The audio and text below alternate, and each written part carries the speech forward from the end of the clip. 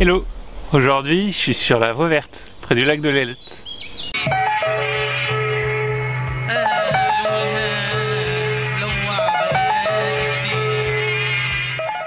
Bonjour Robert. Bonjour Rémi. Robert Ami est guide nature pour la Maison de Nature et d'Oiseaux à Neuville-sur-Ailette. Je lui demande ce qu'on peut voir le long de la voie verte. Alors le long de la voie verte, en fait, on peut voir énormément de choses en fonction des différentes saisons, mais globalement, ce qui est intéressant, c'est qu'on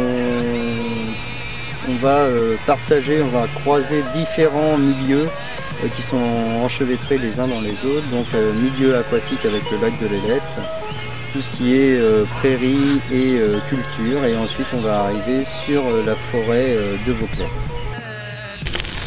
Sympa, non?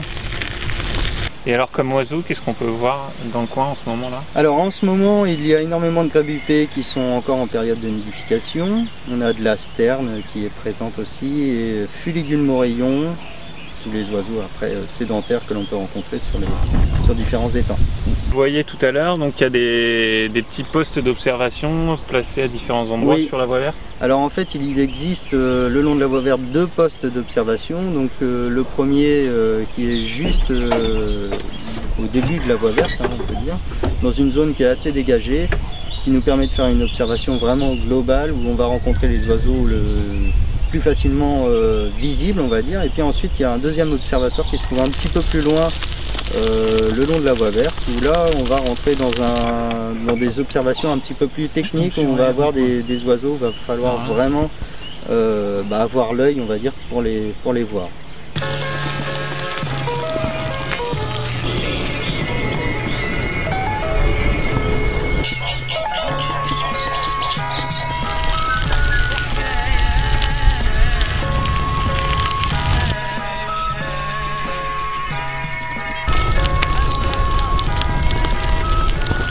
Je connais ça,